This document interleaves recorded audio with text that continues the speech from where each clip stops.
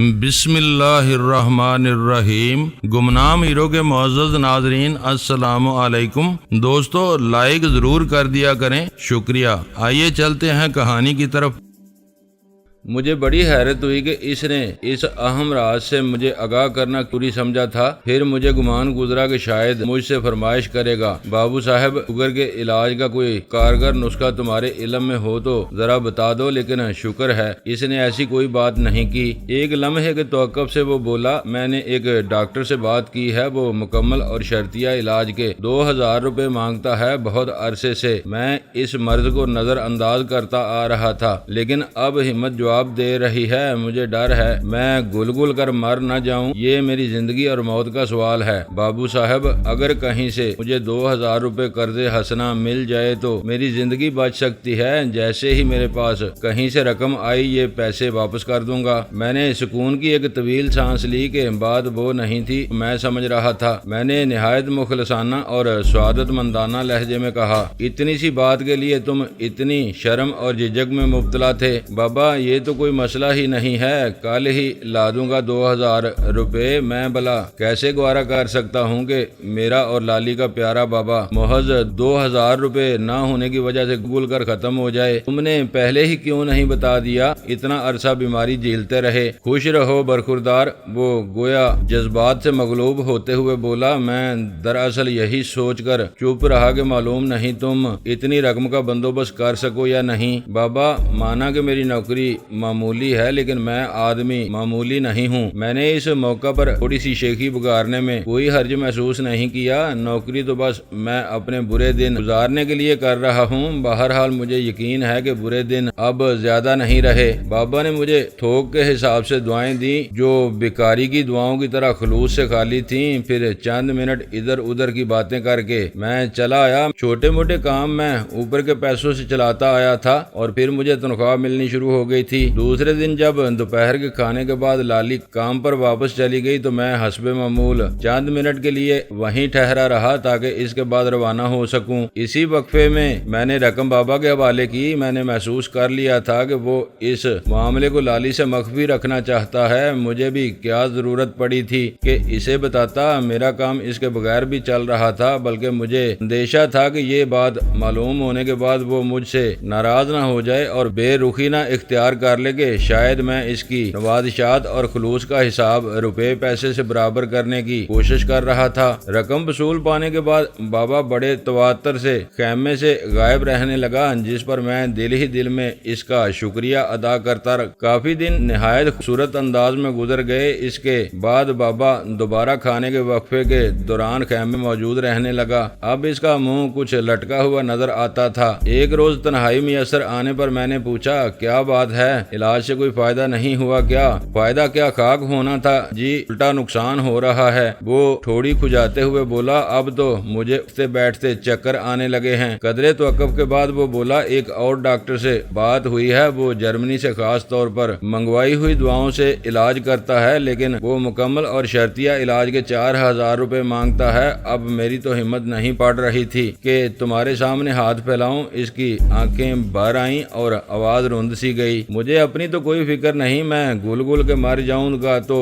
کون سا فرق پڑ جائے گا، لیکن مجھے لالی کی فکر ہے، وہ کہاں جائے گی، کس کے آسرے پر رہے گی میرے بغیر؟ وہ تو دنیا میں 4 دن بھی نہیں گزار سکتی۔ میں کہنا تو یہ چاہتا تھا، بابا لالی کی تم فکر نہ کرو، اسے میں سنبھال لوں گا۔ آخر اب بھی اس طوفان بلا خیز کو میں نے ہی سنبھالا ہوا ہے، لیکن آدمی کو اب اتنا صاف گو بھی نہیں ہونا چاہیے۔ ادھر بابا نے کہنے کو تو کہہ دیا تھا کہ وہ میرے سامنے ہاتھ پھیلانا نہیں چاہتا، لیکن در حقیقت ہاتھ تو اس نے پھیلا دیا تھا اور بڑے طریقے سے پھیلایا تھا کہ میں چکرا کر رہ گیا تھا۔ شیخی بگارنا مجھے کچھ مہنگا پڑ رہا تھا۔ مجھے نہیں معلوم تھا کہ بے وقوف میں بن رہا تھا یا بابا، لیکن میری نظر میں اس سوال کی کوئی خاص اہمیت بھی نہیں تھی۔ اہم بات تو یہ تھی کہ مجھے ہر حال میں بابا کو خوش رکھنا تھا۔ سوال یہ تھا کہ میں 4000 روپے کہاں سے لاتا۔ اس سوال پر زیادہ تفصیل سے غور و خوض کیے بغیر میں نے حاتم تائی کی قبر پر ایک نہیں لاتے مارتے ہوئے کہا، تم فکر ہی نہ کرو بابا، اس رقم کا تو کوئی مسئلہ ہی نہیں، جہاں تمہارا دل مانے علاج ضرور کرواؤ، البتہ اس مرتبہ رقم کا انتظام کرنے کے لیے مجھے چند دن کی مہلت دے دو۔ وہ پورے جذبات سے بابا کی مونچھیں پھڑپھڑانے لگیں، لیکن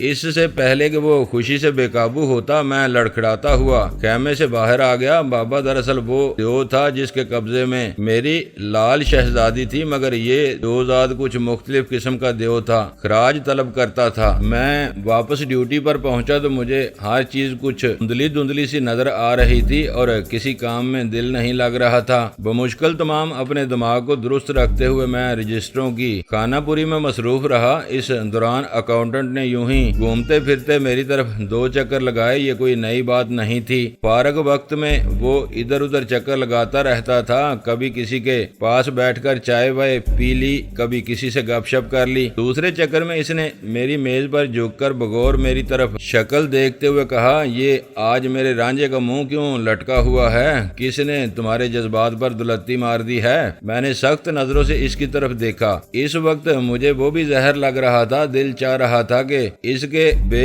ڈنگے منہ پر ایک گھونسا رسید کر کے دانت پیٹ میں پہنچا دوں اور اس کی موٹے موٹے شیشوں والی اینک اتار کر کسی بھینس کے لگا دوں، مگر عموماً یہی تھا کہ غصہ مجھے ان لوگوں پر آتا تھا جن پر میں اتار نہیں سکتا تھا۔ وہ میرے ساتھی اور مہربان ہی ہوتے تھے۔ بڑی مشکل سے میں نے مسکرانے کی کوشش کرتے ہوئے کہا، ایک تو تم لوگ معلوم نہیں کیوں آ جاتے ہو زخموں پر نمک چھڑکنے، جاؤ جا کر کسی گھوڑے کے ساتھ مل کر تھوڑی سی گھاس چر لو، شکل سے لگ رہا ہے کہ بھوکے ہو۔ باتوں میں مت ٹالو میری جان، مسئلہ کیا ہے؟ وہ میری آنکھوں میں جھانک رہا تھا اور موٹے موٹے شیشوں کے عقب سے اس کی آنکھیں یوں نظر آ رہی تھیں جیسے ابھی نکل کر میز پر گر پڑیں گی۔ مسئلہ بتا بھی دوں تو کیا فائدہ؟ میں نے اسے ہوتے ہوئے کہا، کون سا حل کر دو گے؟ تم بتاؤ تو صحیح میری جان۔ وہ کرسی کھینچ کر میرے قریب ہی بیٹھ گیا۔ ہماری طاقت آزمائے بغیر ہی تم نے یک طرفہ فیصلے کرنے شروع کر دیے۔ تمہیں کیا معلوم کہ ہم کیا کر سکتے ہیں اور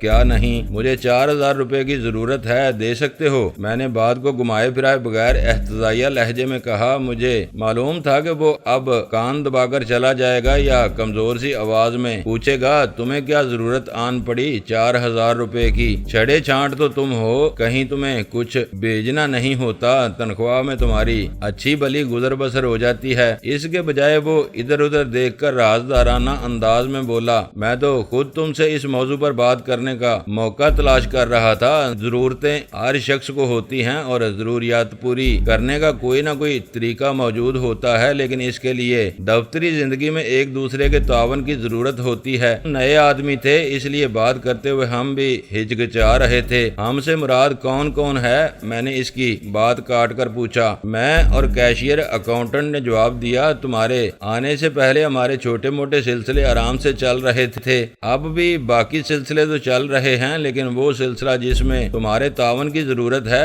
رکا ہوا ہے۔ اگر تم تعاون کے لیے تیار ہو تو کیشیئر سے 4000 روپے تو میں تمہیں ابھی دلا دیتا ہوں، اس کا حساب ہم بعد میں پورا کر دیں گے۔ تینوں کا فائدہ ہے، سب کو آئندہ بھی اپنا اپنا حصہ ملتا رہے گا اور کسی کا کچھ بگڑے گا بھی نہیں۔ کیا ارادہ ہے؟ مجھے کیا کرنا ہوگا؟ میں نے متذبذب لہجے میں پوچھا۔ تمہیں روزانہ 25-30 ایسے مزدوروں کے کارڈز کی انٹری کرنا ہوگی جن کا کوئی وجود نہیں ہوگا، اکاؤنٹنٹ نے اطمینان سے کہا۔ میں ان کا حساب بنا کر واؤچر منظور کر دیا کروں گا اور کیشیئر ادائیگی کر دیا کرے گا۔ اس کے علاوہ مزدوروں کے لیے بعض اوزاروں کی خریداری اور اس کے ساتھ ساتھ اوور ٹائم کا حساب بھی تمہارے ہی توسط سے بنتا ہے۔ اگر اصل ضروریات کے ساتھ 5-10 فرضی ضروریات کی فہرست بھی بنا کر آگے بڑھا دیا کرو تو میں اور کیشیئر آنکھیں بند کر کے باقی کام کر دیا کریں گے۔ منظور ہے؟ میں خاموش رہا۔ مجھے معلوم تھا کہ بابا کا مطالبہ پورا کرنے کے لیے میرے سامنے کوئی جائز طریقہ نہیں اور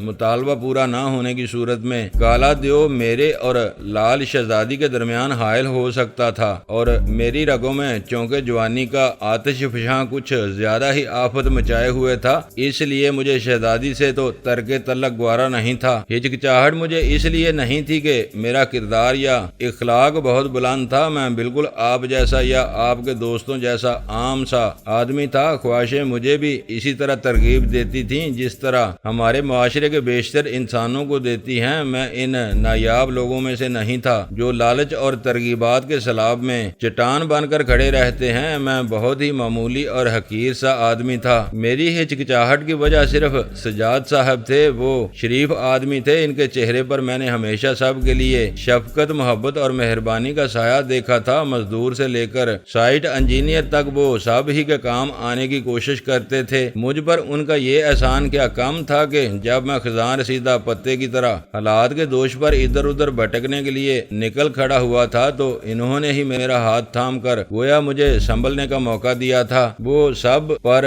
طلبسا اعتماد کرتے تھے اور انہیں نقصان پہنچانے پر میرا دل آمادہ نہیں ہوتا تھا۔ میں نے اپنی ہچکچاہٹ کی یہی تفصیلی وجہ اکاؤنٹنٹ کو بتا دی۔ وہ کرسی کچھ اور آگے کھسکاتے ہوئے بولا، سجاد صاحب کے بارے میں ہم سب کے بھی یہی جذبات ہیں جو تمہارے ہیں، لیکن ہم اپنی دانش میں انہیں نقصان نہیں پہنچا رہے ہوتے بلکہ فاضل کام کیے بغیر تھوڑا سا فاضل معاوضہ حاصل کر رہے ہوتے ہیں۔ سجاد صاحب کو جس نوعیت کے ٹھیکے ملتے ہیں ان میں انہیں لاکھوں کا فائدہ ہوتا ہے۔ اس میں سے اگر سال میں 1-2 لاکھ ہم تم جیسے لوگ ادھر ادھر کر لیتے ہیں تو اس سے انہیں کوئی فرق نہیں پڑتا۔ یہ رقم ان کی جیب سے یعنی اصل سرمایہ سے تو نہیں نکلتی، منافع ہی میں سے کم ہونی ہے، چنانچہ اسے سجاد صاحب کا نقصان نہیں سمجھا جا سکتا۔ اس بدماش کی یہ دلیل کام کر گئی۔ دل میں تو شیطان تو ویسے ہی کلا بازیاں کھا رہا تھا۔ مجھے تو معلوم ہی نہیں تھا کہ جس اسامی پر میں کام کر رہا تھا وہ کسی خاص اہمیت کی حامل تھی۔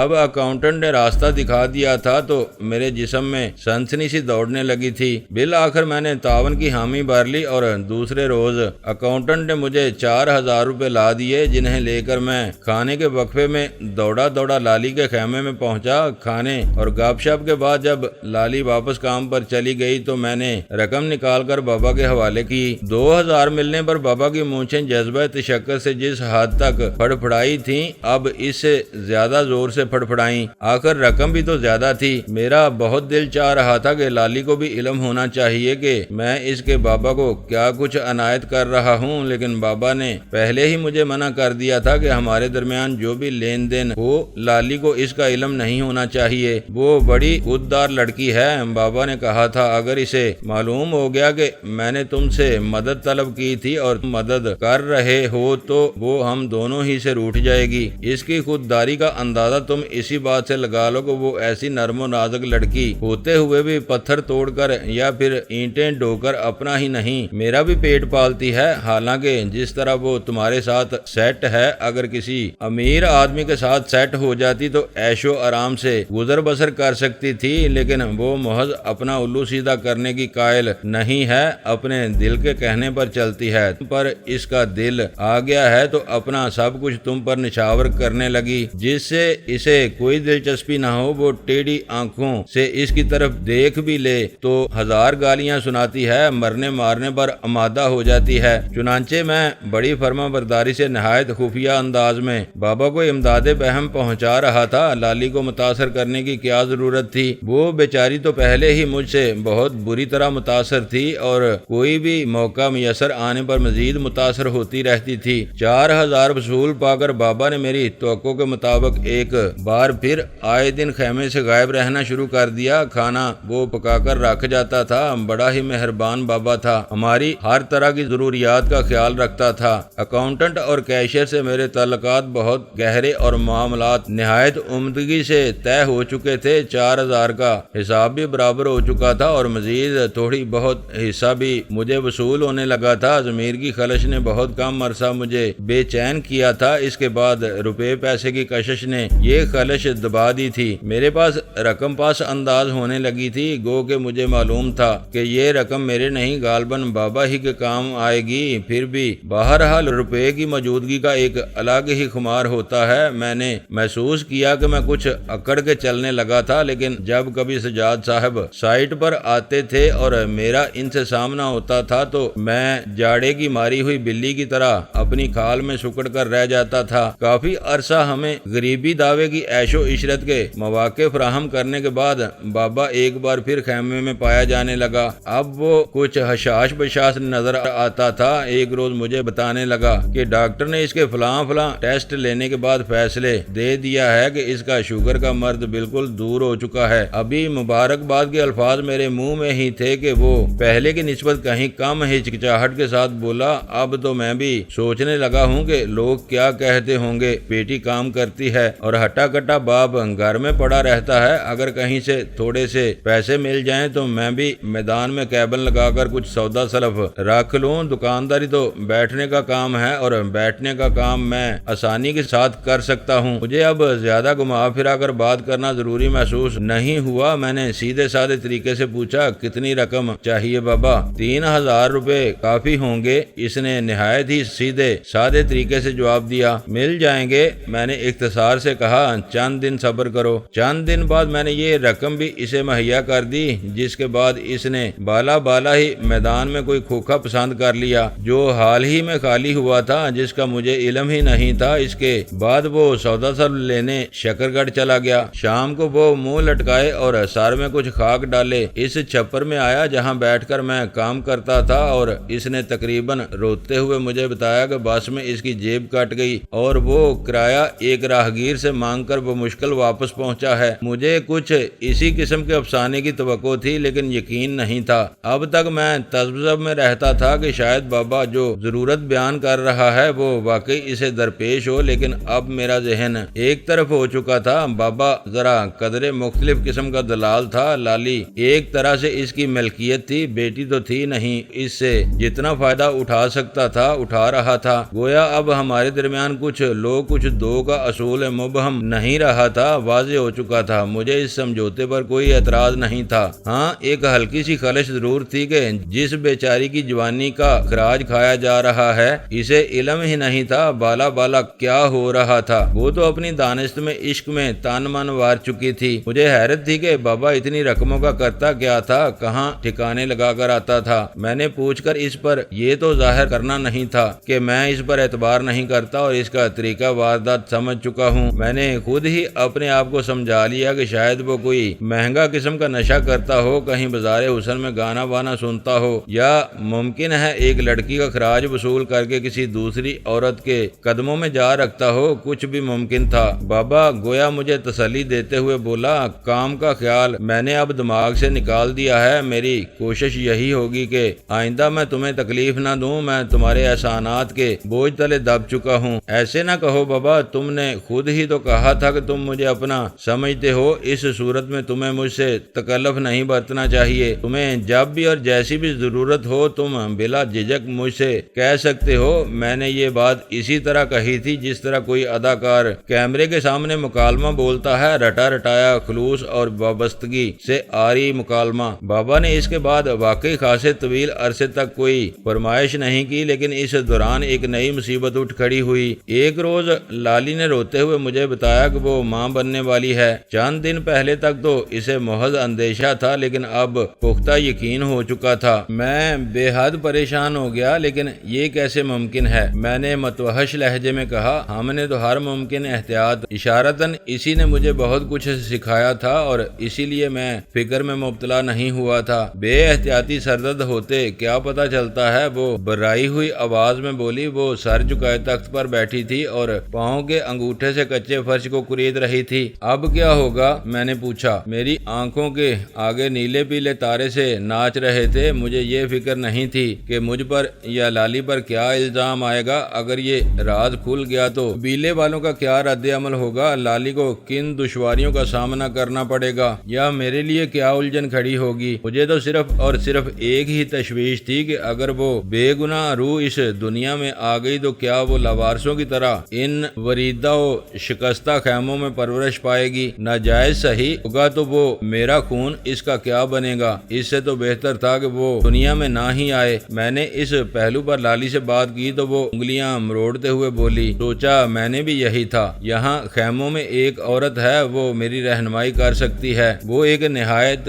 عیار عورت کو جانتی ہے جو شاید کچھ کچی قسم کی ڈاکٹر ہے یا شاید پڑھی لکھی دائی ہے، لیکن مسئلہ یہی ہے کہ وہ بہت پیسے مانگتی ہے اور پھر مجھے چند دن چھٹی بھی کرنی پڑے گی، بیماری کا ڈونگ رچانا پڑے گا۔ ان سب باتوں کی تم فکر نہ کرو۔ میں نے اس کی بات کاٹتے ہوئے مضطربانہ لہجے میں کہا، روپے پیسے کی بھی کوئی فکر نہ کرو، میں یہ سب بندوبست کر دوں گا۔ کسی بھی طرح اس مصیبت کو डालो। इस बार मुझे 3000 का बंदोबस्त करना पड़ा। रकम लाली के हवाले करने के बाद मैंने कई दिन तक इसके खेमे का रुख नहीं किया और वो भी काम पर नहीं आई। रकम इसने बहुत ही हिचकिचाते हुए ली थी और इसकी आंखों में आंसू भर आए थे। लरजती हुई आवाज में इसने कहा था, अफजल सुना है इस मामले में जान भी चली जाती है, मेरे लिए दुआ करना। हम बहुत गुनाहगार हैं, लेकिन अल्लाह तो गुनाहगारों पर भी रहम खाता है, बंदे माफ नहीं करते।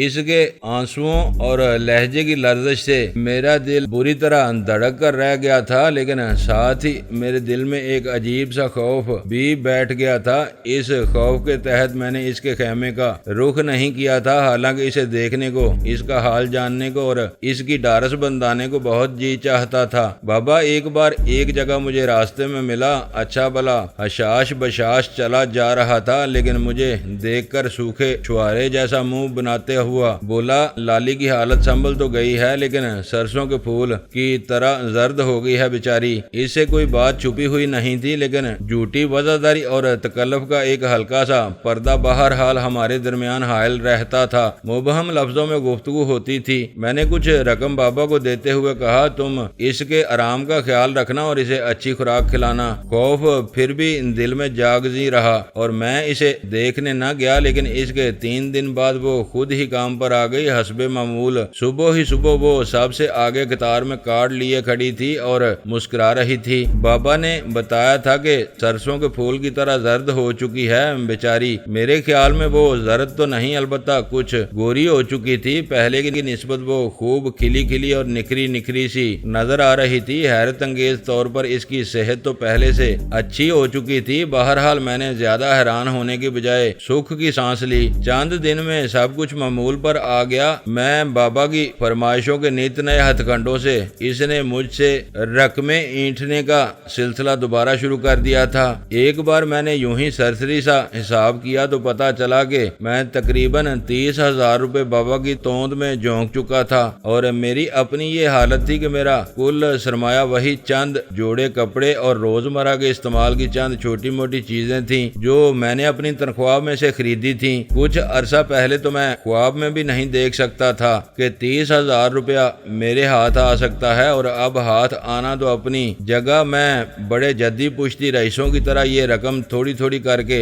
अपनी खाना बदोश महबूबा के नाम नहाद बाप की नजर कर चुका था। मुझे ये सोचकर बड़ी हैरत हुई कि मैं खासी महंगी अय्याशी का मुर्तकब हो रहा था। इतने पैसे में तो लोग जाने क्या कुछ कर लेते थे। शायद मैं अव्वल दर्जे का अहमक था। मुझे ख्वाह मुख्वाह चलाक होने का जोम था। इधर कंपनी का काम भी खत्म हो रहा था। मुझे पता चला था कि ज्यादा से ज्यादा 2-2.5 माह तक कंपनी बिस्तर बोरिया लपेट रही थी। इसके बाद बाज लोग जिन्हें आर्जी बुनियादों पर मुलाजम रखा गया था, इन्हें फारग कर दिया जाता। कुछ लोग हेड ऑफिस में लाहौर वापस चले जाते और कुछ लोगों को नए स्टाफ के साथ मिलकर हेड बल्लोकी के करीब कहीं जाना था जहां नया प्रोजेक्ट शुरू हो रहा था। मुझे नहीं मालूम था कि मेरा शुमार इनमें से कौन से लोगों में था। बहरहाल जो 2-2.5 माह बाकी थे, इनमें मैं एहतियातन अपने लिए कुछ पास अंदाज कर लेना चाहता था। मालूम नहीं आगे क्या हालात पेश आने थे, इसलिए मैंने बाबा की तरफ से हाथ खींच लिया था। और सच्ची बात तो ये थी कि अब लाली से भी मेरा दिल भरता जा रहा था। 2 साल होने को आ रहे थे। इंसान एक ही किताब कहाँ तक पढ़ता रहे। इधर अब मुस्तकबिल का कुछ मालूम नहीं था कि किसे किधर जाना था। इधर मैंने बाबा पर नवाज शाद से हाथ खींचा, उधर उसने हमजाद की तरह खेमे में मौजूद रहना शुरू कर दिया।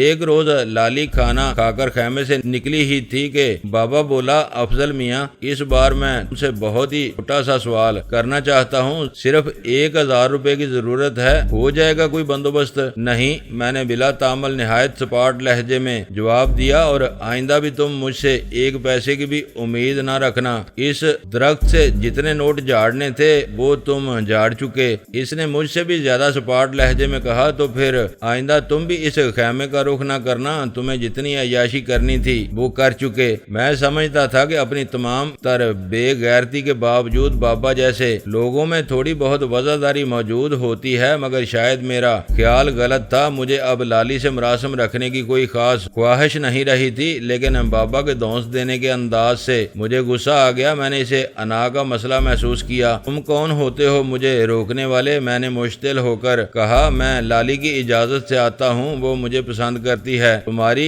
حیثیت کیا ہے کہ مجھے منع کرو، تم تو خود اس کے ٹکڑوں پر پلتے ہو ہاتھی کے بچے۔ وہ احتجاجیہ سے انداز میں مسکرایا اور میرا سرتاپا جائزہ لیتے ہوئے خود کلامی کے سے لہجے میں بولا ہوں پسند کرتی ہے۔ لالی نے ٹھیک ہی کہا تھا کہ یہ نوجوان پورا چگد ہے۔ پھر وہ قدرے بلند آواز میں بولا زیادہ بکواس کرنے کی ضرورت نہیں، میں نے جو کہہ دیا ہے سو کہہ دیا، آئندہ خیمے کے قریب بھی نظر آئے تو لوگ چارپائی پر ڈال کر ہی واپس لے جائیں گے۔ تمہیں شاید اپنے اس بادی زدہ جسم پر کچھ زیادہ ہی ناز ہے۔ میں نے حقارت سے کہا ایسا نہ ہو مجھے چاقو مار کر تمہارے اس غبارے سے ساری ہوا نکالنی پڑے۔ وہ دانت پیس کر اٹھا، ایک لمحے کے اندر میں اپنی جنگی حکمت عملی طے کر چکا تھا۔ میں نے فیصلہ کیا تھا کہ دایاں گونسا میں اس کی ناک پر رسید کروں گا اور بایاں کن پٹی پر، اور جیسے ہی وہ لڑکھڑائے گا اس کے گھٹنے پر بھاری بوٹ کی زوردار ٹھوکر رسید کروں گا۔ جسم کے نازک حصوں پر ہی ضرب لگانے سے